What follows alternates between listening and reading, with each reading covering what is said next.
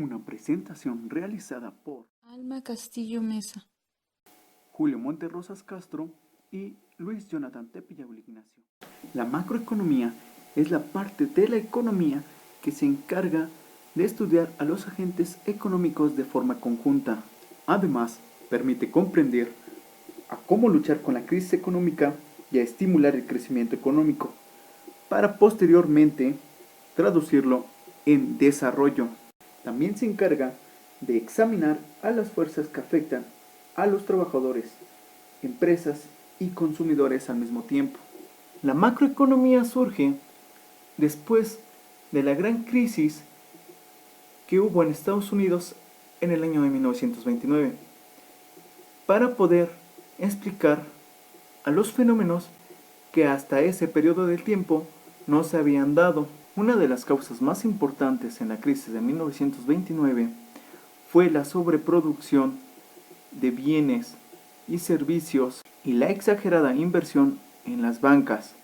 El estancamiento de la producción fue el factor más determinante en esta crisis, debido a que se estaba generando más de lo que se consumía, lo cual llevó a las empresas a un despido masivo de trabajadores para poder reducir costos. Debido a esto, el consumo se redujo de una manera drástica, porque los trabajadores ya no contaban con un ingreso para poder satisfacer sus necesidades. Debido a que las empresas ya no obtenían ganancias, sus acciones se vieron afectadas radicalmente en un periodo de tiempo muy corto. Los más afectados en esta cuestión fueron los inversionistas en acciones, debido a que perdieron todo su capital de la noche a la mañana. Las consecuencias que originó esto fue la migración, la inseguridad, la delincuencia, el suicidio, entre otras. La macroeconomía tiene dos temas principales. Uno es el ciclo económico y el otro es el crecimiento económico. El ciclo económico se conoce como las fluctuaciones a corto plazo de la producción, el empleo y los precios, mientras que el crecimiento económico son las tendencias a largo plazo de la producción y niveles de vida.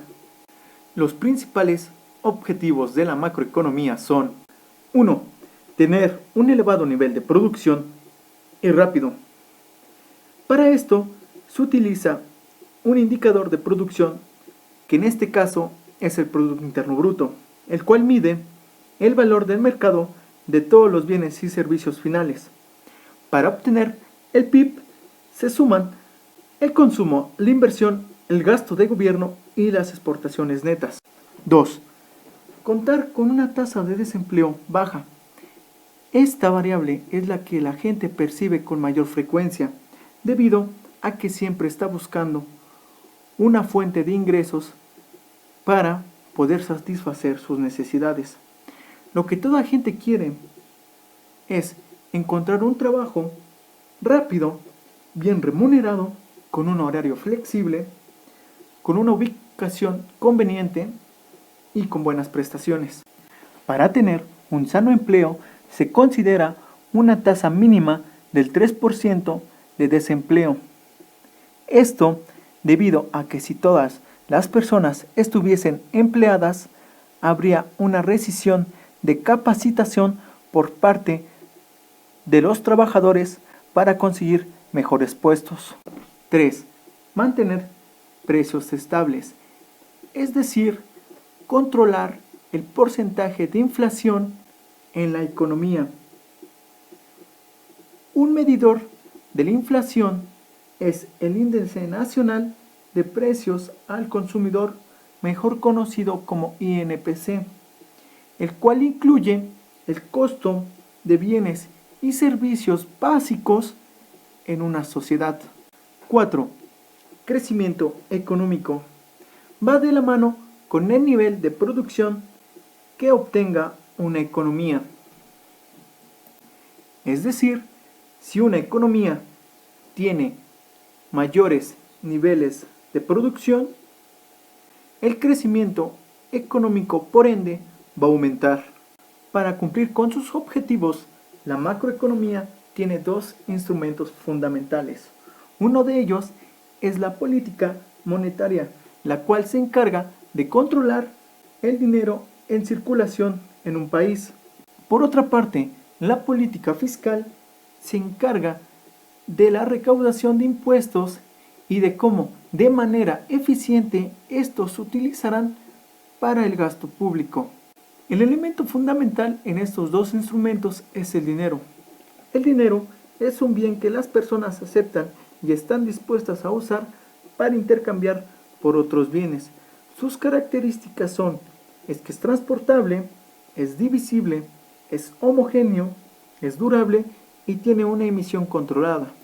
John Maynard Keynes, en respuesta a la Gran Depresión de 1929, desarrolló su teoría para poder explicar las fuerzas que producían las fluctuaciones en la producción, el empleo y los precios.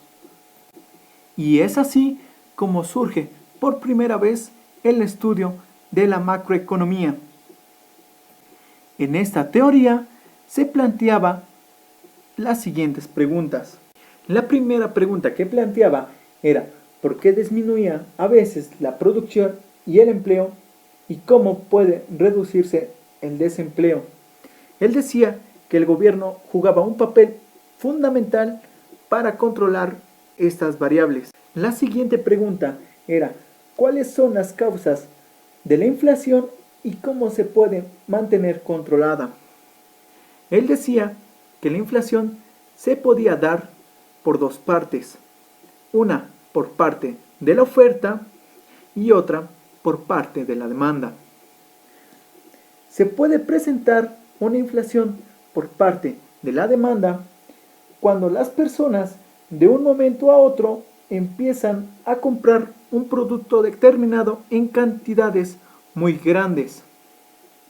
Y un ejemplo de la inflación por parte de la oferta es que los impuestos aumentan o los costos de producción llegan a aumentar, o es que puede haber escasez de materia prima para la producción de estos bienes.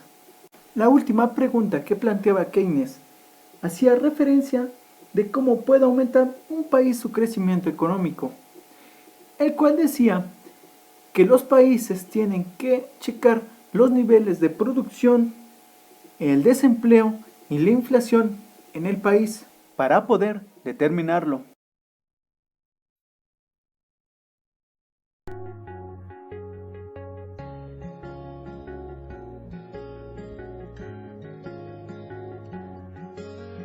Hola Azul, ¿sabías que Adam Smith fue un economista y filósofo escocés, uno de los mayores exponentes de la teoría clásica? En la teoría clásica se llega a dos conclusiones de vital importancia para la política pública. La primera afirmaba que la economía solo se aleja breve y temporalmente del empleo y de la capacidad, y que no se producen largas y duraderas recesiones.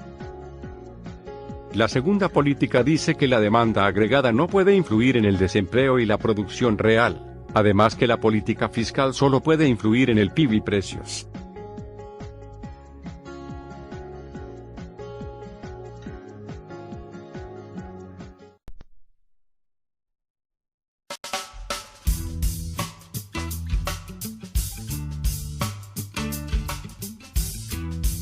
Hola de nuevo, en este apartado hablaremos un poco de la revolución keynesiana. El keynesianismo es una teoría económica propuesta por John Maynard Keynes, plasmada en su obra Teoría General del Empleo, el Interés y el Dinero, publicada en 1936. Mientras que espero mi maleta, les explicaré los puntos más relevantes de ella.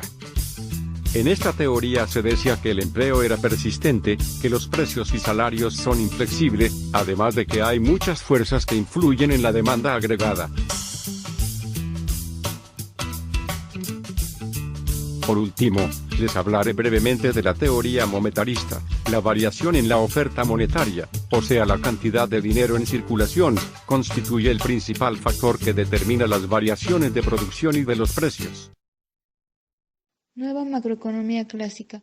Los nuevos macroeconomistas clásicos aseguraron que los modelos macroeconómicos keynesianos existentes no son fiables para formular política monetaria, fiscal o de otro tipo, pero reconoce la flexibilidad de los salarios y precios como determinantes en conjunto con el concepto de las expectativas racionales, las cuales son predicciones de las personas que no están sesgadas y se basan en toda la información que se dispone. Algunas variables macroeconómicas son producción, PIB, empleo, precios, consumo, inflación, oferta agregada, demanda agregada, salarios. Variables de suma importancia. 1. Consumo.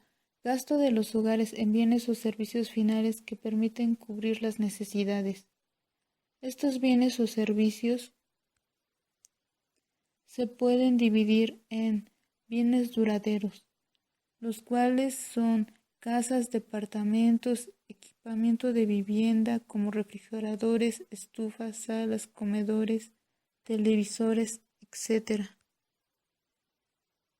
No duraderos, como ropa, alimentos, calzado, energía, etc. Servicios como vivienda, agua, luz, gas, transporte, servicios de salud, entretenimiento, etc. 2. Ahorro, parte de la renta disponible que no se consume individual o personal. 3. Inversión, aportación de capital realizado con el fin de obtener ganancias. Estas tres variables, consumo, ahorro e inversión, son fundamentales para el crecimiento de los países, ya que juegan un papel fundamental en los resultados económicos. Los países que ahorran e invierten tienen resultados de crecimiento rápido de producción, renta y salarios. Los países en que el nivel de consumo es alto tienen como resultado bajas tasas de crecimiento de las mismas variables. Las variables se pueden dividir en variables exógenas, aquellas sobre las que no se tiene control interno, como por ejemplo el clima, y variables endógenas, aquellas sobre las que se tiene un control, como por ejemplo el salario o la cantidad de dinero en circulación. Los monetaristas sostienen que la oferta monetaria, cantidad de dinero en circulación, es el principal determinante de las variables a corto plazo del PIB nominal y a largo plazo de los precios. El dinero rota muy despacio cuando permanece en cuentas bancarias o simplemente guardado. Cuando hay inflación, la gente se deshace del dinero y circula rápidamente. La velocidad del dinero mide el número de veces al año que el dólar medio de la oferta monetaria se gasta en bienes y servicios. Cuando la cantidad de dinero es grande en relación con el flujo de gastos, entonces la circulación es baja. Es decir, cuando el dinero rota rápidamente, la velocidad es alta. Fuerzas que afectan a la demanda agregada, política monetaria, política fiscal. Fuerzas que afectan a la oferta agregada, nivel de precios, costo de producción, producción potencial, capital, trabajo, tecnología. Modelo multiplicador. En todas las economías del mundo, la producción, los precios y el desempleo experimentan fluctuaciones. Ciclos económicos, ocasionados por variaciones en la inversión, el gasto y en bienes de consumo duradero. Para explicar estas variaciones se desarrolló el modelo keynesiano del multiplicador.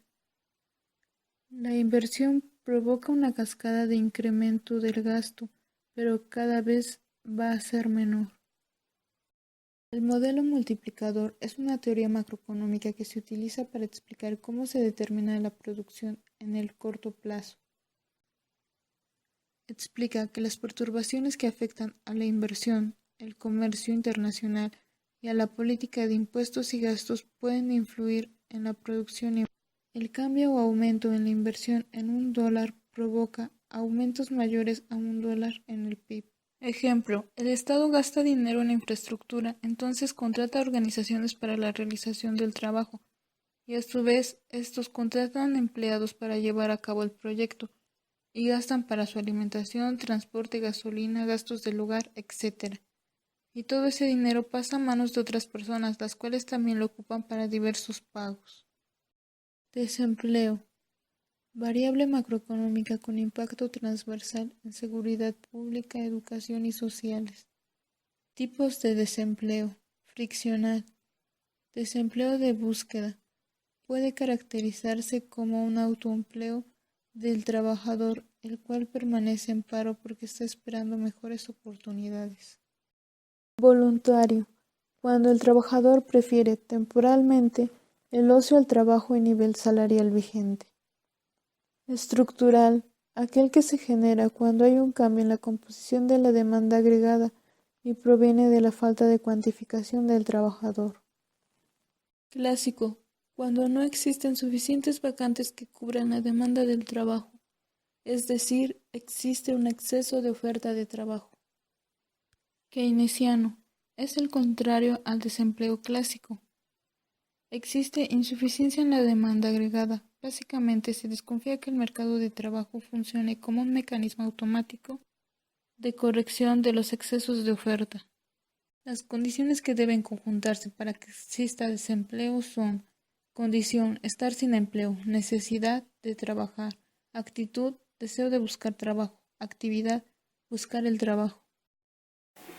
El sistema monetario y financiero es un estándar de valor, el cual empieza a tener mayor auge después de la Segunda Guerra Mundial. Este sistema son básicamente instituciones a través de las cuales se pagan transacciones que traspasan fronteras nacionales. Se considera como un semáforo que permite facilitar el comercio y la inversión. Un elemento fundamental del sistema monetario son los mecanismos por los cuales se fijan los tipos de cambio. Existen tres mecanismos. El primero de ellos es el fijo. Es el cual en donde los precios se establecen y no cambian, independientemente de que cambien los precios de los productos. El segundo es el flexible o el fluctuante, el cual es determinado por las fuerzas del mercado.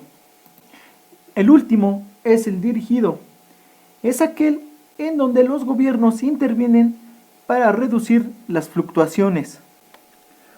Formalmente, el sistema monetario y financiero es un conjunto de normas, instituciones, instrumentos y acuerdos que regulan las actividades o relaciones monetarias entre países. El sistema bancario es una parte del sistema financiero. Está dividido en tres partes. Una de ellas es la banca comercial, que es aquella que financia a particulares y empresas sin el capital de estas últimas. El segundo es la banca de desarrollo, en donde la entidad de la administración es el gobierno. Y por último, se encuentra el Banco Central, que es la máxima autoridad monetaria, es decir, aquella que controla la política monetaria, la cual regula la circulación del dinero en el país.